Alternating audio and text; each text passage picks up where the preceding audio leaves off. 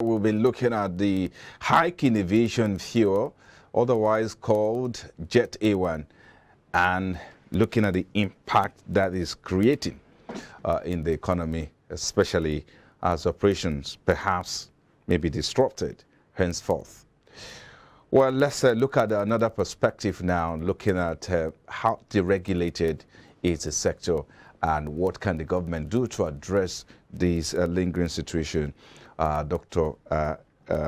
Dayo joins me now. He's an aviation expert. Dr. Dayo Kayode is an aviation expert. He joins me live here in the studio. Thank you for your time on the program. Yeah, it's my pleasure being here, my brother. How are you today? Yeah, very well. Well, in the first part, we look at the impact of these, how, and then of course we were going to talk about how deregulated is the aviation talking about aviation fuel, because the information out there for everyone is that it has been deregulated. The product has been deregulated. So how deregulated? Because when I discussed with the first guest, he was talking about the government can come in, the government can step in and buy some things over. It means that if the government comes in, there will be a sort of subsidizing the product again, which also perhaps may defeat the essence of the already deregulated sector. But before we get to that, let me get your opinion about the development. Yes, operators are saying the price of economy seat may go as high as 120,000 if the government doesn't address this challenge. And even interestingly, presently now, they were planning to go on strike to stop flying. I mean, the local operators. And when government found out that these guys were serious, there was a meeting between the operators and the government officials yesterday. Even the MD, the GMD of NNPC was at that meeting. And they now say, okay, instead of the 627 370 naira or so per liter, that's right. Okay, let's come down to 500 naira per liter, and then allow some practitioners within the industry to also be importing aviation fuel. But my own is this: what does this portend for the industry?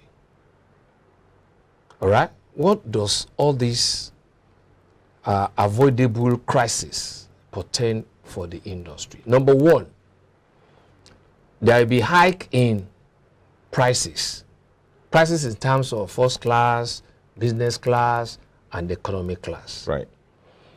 Hike in terms of the kind of aircraft that you are even using in operation.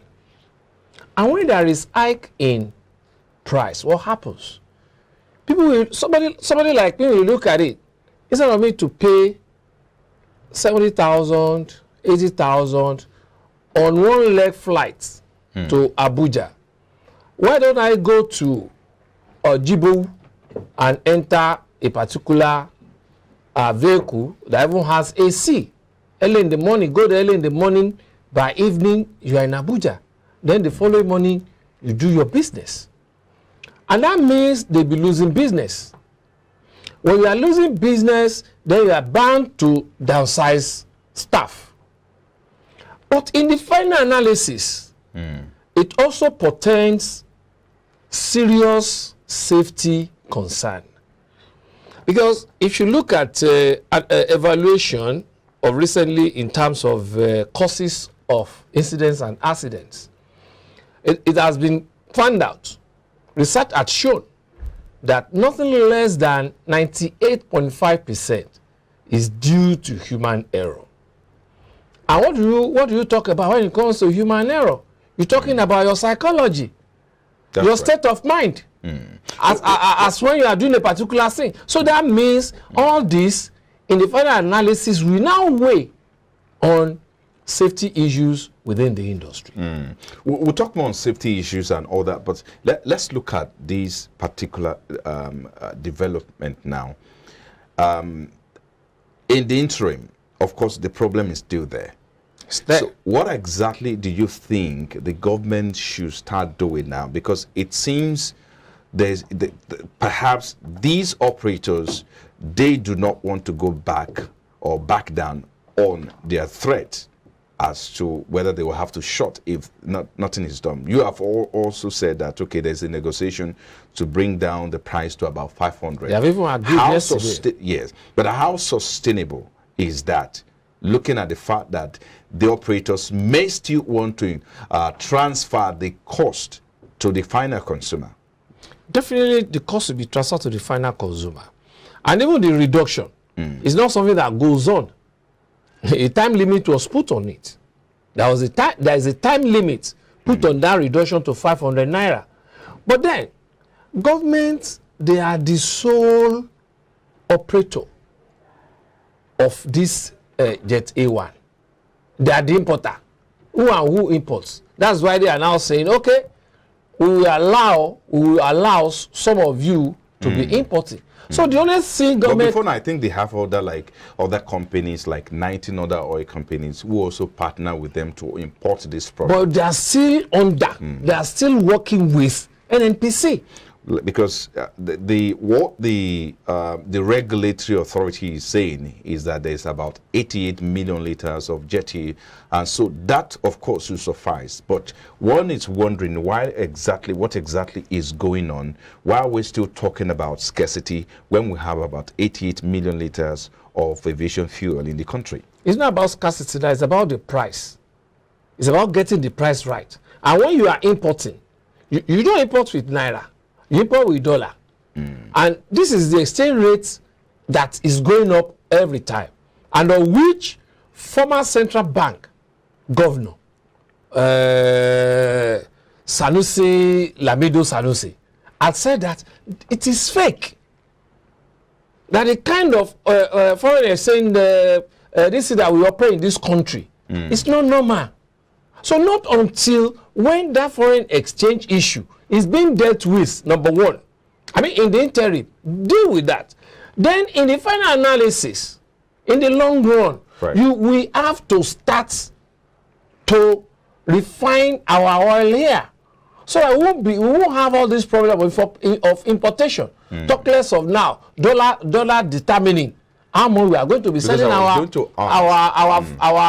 Jet A1. So I was going to ask, because as it seems now, the CBN perhaps is helpless. They can't even do anything about the exchange rate that is going up, even though they've done make some interventions in the past trying to inject dollars into the market. If they want to do it, they know what to do. So, but because if they want to do it, CBN will do it, government will do it. But because there is what we call leadership conspiracy against the people, that is why they are not. Are you telling me that NNPC doesn't know that refineries must be working upon all the money that have been spent on turnaround maintenance all these days, upon all the money that we have been using on subsidy? How much is it to build a small modular refinery with all the money that have been wasted on subsidy since 1999 till date?